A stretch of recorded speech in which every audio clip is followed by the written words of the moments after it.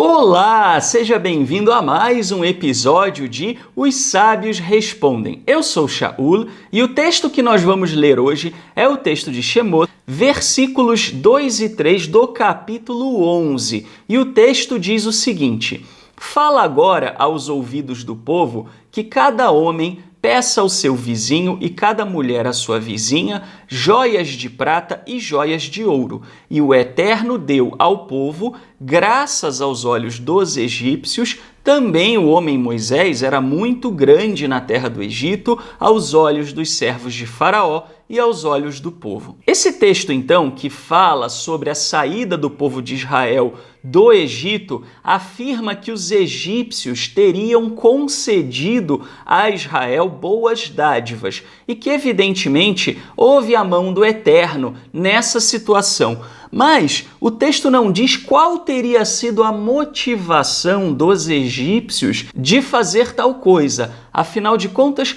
qual era a razão que poderia levá-los a dar tantas dádivas, tantos presentes aos filhos de Israel? E com relação a isso, os sábios exegetas judeus se dividem em várias leituras. E eu trouxe aqui para vocês nada mais, nada menos do que 8 das principais leituras interpretativas sobre essa questão. A primeira leitura interpretativa vem a nós pelas palavras de Joséfo e também do Rabi Samson Raphael Hirsch. E comentando então essa passagem, eles dizem que os israelitas receberam dos egípcios presentes, ou seja, foi uma dádiva dos egípcios, como um sinal de boa-fé devido ao medo que eles estavam por conta das pragas que estavam acontecendo no Egito. A segunda leitura interpretativa vem a nós através de Saadia Gaon, que traz, na verdade, mais de uma possível razão, e também de Riscuni, que também traz a nós mais de uma possível razão. Mas essa primeira leitura que eles trazem, então, é a de que os egípcios haviam dado aos filhos de Israel uma reparação, uma espécie de indenização pelos vários anos de trabalho não remunerado da parte dos israelitas. E é importante observar que eles não trazem isso como algo da parte do Eterno, pois seria fácil concluir que o Eterno estava dando essa reparação, mas sim que os próprios egípcios entendiam que isso seria uma reparação pelos anos de serviço prestado. Já a segunda leitura de Riscuni é também a leitura do Malbim, de Abarbanel e de Shadal. E eles entendem então que os egípcios estariam dando essas coisas para os filhos de Israel como troca pela propriedade que os israelitas deixariam para trás. É evidente que os israelitas, ao saírem do Egito, deixariam para trás as suas casas ou talvez objetos que fossem muito difíceis de transportar e que esses bens, então, haviam ficado no Egito e os egípcios estariam dando essas outras coisas, esses outros objetos, como uma troca pelo que os filhos de Israel deixariam no Egito.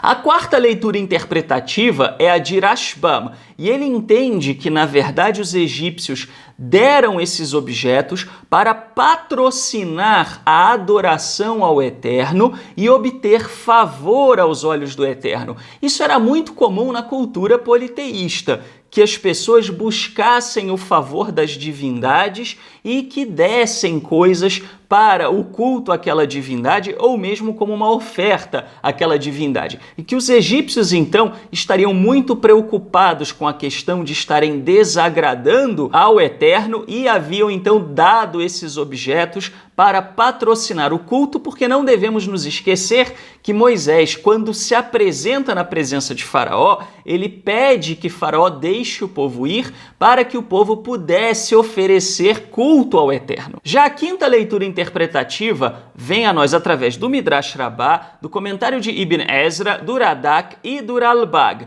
E eles entendem, então, que, na verdade, os egípcios não tinham a intenção que os filhos de Israel ficassem com aqueles objetos, mas que eles tinham dado aqueles objetos como uma espécie de penhor pelo trabalho que não havia sido remunerado. É importante lembrar que, pelo menos durante um bom tempo, os egípcios tiveram a expectativa de que os filhos de Israel iriam oferecer culto ao Eterno e retornar para o Egito.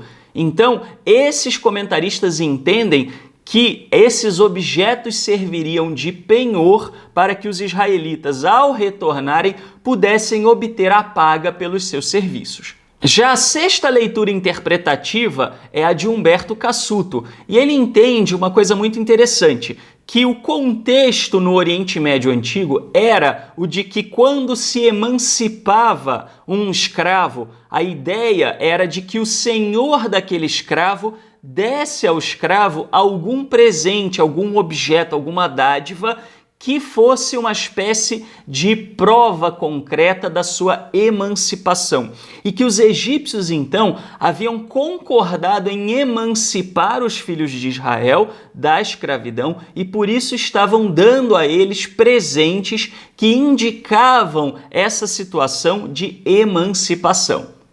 A sétima leitura interpretativa é a de Filon judeu e de Seforno. E eles entendem que esses presentes, essas dádivas que foram dadas pelos egípcios, seriam espólios de guerra, que havia então uma situação de um conflito entre Israel e os egípcios, mesmo tendo sido travado pela mão do Eterno, e que então esses presentes seriam os espólios que os israelitas esperavam dos egípcios e que os egípcios haviam concordado em dar ao reconhecer que foram derrotados. Já a oitava leitura interpretativa é a de Behor Shor, e ele entende que os egípcios não deram os objetos aos israelitas num primeiro momento, mas sim haviam emprestado esses objetos para a atividade de culto e esperavam que os filhos de Israel retornassem. Mas ao perceberem que os filhos de Israel não regressariam ao Egito, eles teriam desistido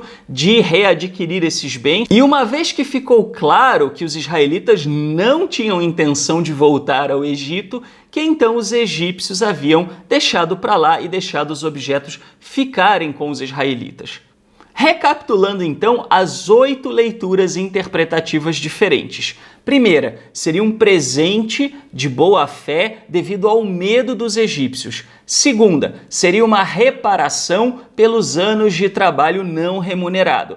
Terceira, seria uma troca pela propriedade que os israelitas deixariam para trás. Quarta, seria uma dádiva para patrocinar a adoração ao Eterno e obter o favor do Eterno. Quinta, seria um penhor pelo pagamento não remunerado, e esse penhor então seria, na cabeça dos egípcios, posteriormente trocada por um pagamento de fato. Sexta, seria um presente devido à prática do Oriente Médio de emancipação de um escravo.